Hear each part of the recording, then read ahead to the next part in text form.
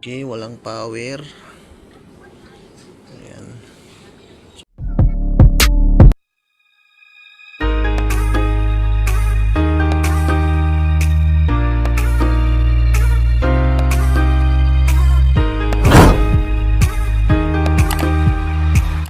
Galing sa AC, pumutok yung ano. Yan. Din tapos ito pumutok rin ata to. Itong power supply yung may ano, problema. Yan, try natin to kung ito lang yung problema. Tapos ano to?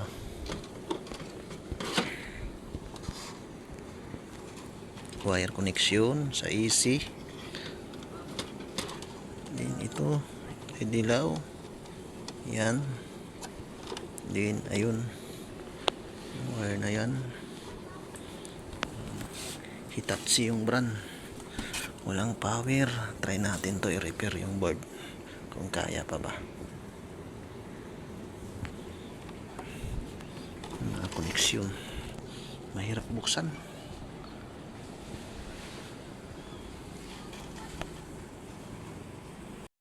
Pwede picturean or pwede nyo i-video para hindi kayo magkamali sa koneksyon.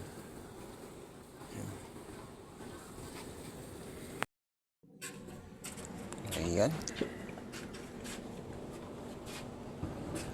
Sir, ginabihan tayo kasi urgent repair to. Ayan. Dito tayo sa malapit sa dagat to. Ayan. Yung yate. Ayan. Tanggalin natin yung itong dalawa. Baka ito lang yung sira. Try natin to i-repair. Mga kamaster, yung ano nya speak ka sa diagram. Ito ngayon binabalik-balikan natin kasi di natin nakuha kagabi. Ayan.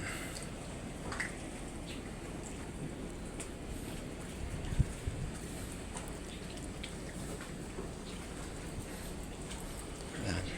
Tanggalin lang natin to ulit kasi kukuha tayo dito ng parts ito. Dito banda. So, binalikan natin ngayong umaga kasi di natin nakuha kagabi. So ayan yung pumutok. Yun yung pinagpalit natin. Kumuha dato sa sharp inverter. Ayan, kumuha tayo dito. Dito natin nilagay.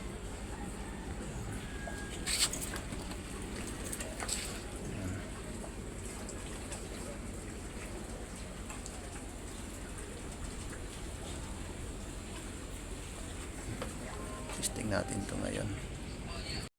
Ayan, nakabuffer tayo. Ayan. Then tester natin dito kung may shorted pa. So ayan, wala nang tumunog. So try na natin to ipandar.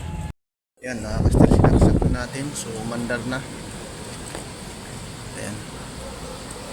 Buti nakuha natin sa tiyaga. Kasi kagabi mga alas 8 na tayo nakauwi. Hindi natin nakuha, din bumalik tayo kasi naghanap tayo ng parts. Ayan o, lumalamig na o. Ayan. Ayan, hinihilo na.